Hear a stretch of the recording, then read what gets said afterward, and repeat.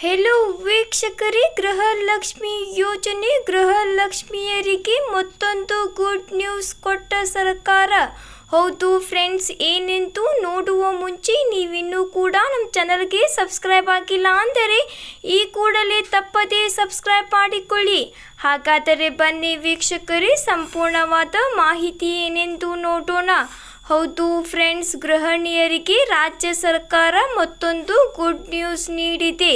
ಗೃಹಲಕ್ಷ್ಮಿ ಯೋಜನೆ ಅಡಿ ಕಳೆದ 8 ತಿಂಗಳಿನಿಂದಲೂ ಗೃಹಿಣಿಯರ ಈ ಯೋಜನೆಯ ಅಡಿಯಲ್ಲಿ ಪ್ರತಿ ತಿಂಗಳು 2,000 ರೂಪಾಯಿ ಹಣ ಬ್ಯಾಂಕ್ ಖಾತೆಗೆ ಜಮಾ ಆಗುತ್ತಿದೆ. ಹೌದು ಫ್ರೆಂಡ್ಸ್, ಕಾಂಗ್ರೆಸ್ ಗ್ಯಾರಂಟಿ ಯೋಜನೆಗಳಲ್ಲಿ ಒಂದಾಗಿರುವ ಗೃಹಲಕ್ಷ್ಮಿ ಯೋಜನೆಯ ಅಡಿಯಲ್ಲಿ ಈಗಾಗಲೇ ಮಹಿಳೆಯರ ಖಾತೆಗೆ 16,000 ರೂಪಾಯಿ ಹಣ ಜಮಾ ಆಗಿದೆ. ಕಳೆದ 8 ತಿಂಗಳ ಅವಧಿಯಿಂದಲೂ ಗೃಹಿಣಿಯರ ಗೃಹಲಕ್ಷ್ಮಿ ಯೋಜನೆಯ ಲಾಭವನ್ನು ಪಡೆದುಕೊಳ್ಳುತ್ತಿದ್ದಾರೆ.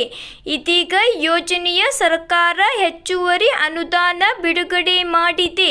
ಹೌದು ಫ್ರೆಂಡ್ಸ್, ಈ KYC ಆಧಾರ್ ಕಾರ್ಡ್ ಜೊತೆಗೆ ಪ್ಯಾನ್ ಕಾರ್ಡ್ ಲಿಂಕ್ ಆಗದೇ ಇರುವವರು, ಆಧಾರ್ ಕಾರ್ಡ್ ಹಾಗೂ ರೇಷನ್ ಕಾರ್ಡ್ ಲಿಂಕ್ ಆಗದೇ ಇರುವವರು, ಆಧಾರ್ ಸೀಡಿಂಗ್ ಮಾಡಿಸದೇ ಇರುವವರು ಖಾತೆಗಳಿಗೆ ಇಂದಿಗೂ ಹಣ ಜಮಾ ಆಗಿಲ್ಲ. ಇದೇ ಕಾರಣದಿಂದಲೇ ಮಹಿಳಾ ಮತ್ತು ಮಕ್ಕಳ ಕಲ್ಯಾಣ ಇಲಾಖೆ ಈಗಾಗಲೇ ತಾಂತ್ರಿಕ ಸಮಸ್ಯೆಗಳ ಪರಿಹಾರ ಸಾಕಷ್ಟು ಯೋಜನೆಗಳನ್ನು ರೂಪಿಸಿದೆ.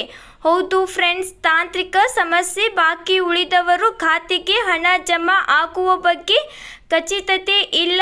ಆದರೆ 6, 7 ಮತ್ತು 8ನೆಯ ಕಂತು ಬಾಕಿ ಉಳಿದವರ ಖಾತೆಗಳಿಗೆ ಗೃಹಲಕ್ಷ್ಮಿ ಹಣ ವರ್ಗಾವಣೆ ಆಗಲಿದೆ. ಅಷ್ಟೇ ಅಲ್ಲದೆ ಬ್ಯಾಂಕ್ ಅಥವಾ ಪೋಸ್ಟ್ ಆಫೀಸ್ನಲ್ಲಿ ಹೊಸದಾಗಿ ಖಾತೆಯನ್ನು ಮಾಡಿ ಗೃಹಲಕ್ಷ್ಮಿ ಯೋಜನೆಗೆ ಲಿಂಕ್ ಮಾಡಿದವರಿಗೆ ಕೂಡ ಹಣ ಸಿಗಲಿದೆ ಎಂದು ಮಾಹಿತಿ ತಿಳಿದು ಬಂದಿದೆ.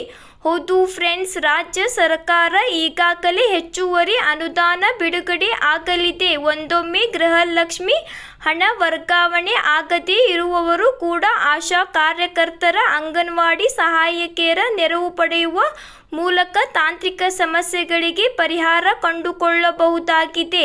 ಸರ್ಕಾರದ ಕಡೆಯಿಂದ ಲಭ್ಯವಾಗಿರುವ ಮಾಹಿತಿಯ ಪ್ರಕಾರ ಏಪ್ರಿಲ್ 20ರ ಒಳಗಾಗಿ ಗೃಹಲಕ್ಷ್ಮಿ ಯೋಜನೆಯ ಗೃಹಿಣಿಯರಿಗೆ ಬಾಕಿ ಉಳಿದಿರುವ ಎಲ್ಲ ಹಣವು ವರ್ಗಾವಣೆ ಆಗಲಿದೆ ಎಂದು ಮಾಹಿತಿ ತಿಳಿದು ಬಂದಿದೆ. ಹೌದು ಫ್ರೆಂಡ್ಸ್, ಇವತ್ತಿಗೆ ಇಷ್ಟೇ ಫ್ರೆಂಡ್ಸ್. ಈ ಒಂದು ವಿಡಿಯೋ ನಿಮಗೆ ಇಷ್ಟವಾಗಿದ್ದಲ್ಲಿ ಲೈಕ್ ಮಾಡಿ, ಶೇರ್ ಮಾಡಿ ಮತ್ತು ತಪ್ಪದೇ ನಮ್ಮ ಚಾನಲ್ನ ಸಬ್ಸ್ಕ್ರೈಬ್ ಮಾಡಿಕೊಳ್ಳಿ. ನಾವು ಹಾಕೋ ಪ್ರತಿಯೊಂದು ಈ ಥರ ಹೊಸ ಮಾಹಿತಿಯ ವಿಡಿಯೋ ಮೊದಲು ಬಂದು ನಿಮಗೆ ತಲುಪುತ್ತದೆ. ಈ ಒಂದು ವಿಡಿಯೋನು ನಿಮ್ಮ ಎಲ್ಲ ಸ್ನೇಹಿತರೊಡನೆ ಶೇರ್ ಮಾಡಿಕೊಳ್ಳಿ. ಇವತ್ತಿಗೆ ಇಷ್ಟೇ ಫ್ರೆಂಡ್ಸ್. ಅಲ್ಲಿವರೆಗೆ ಬಾಯ್, ಧನ್ಯವಾದಗಳು.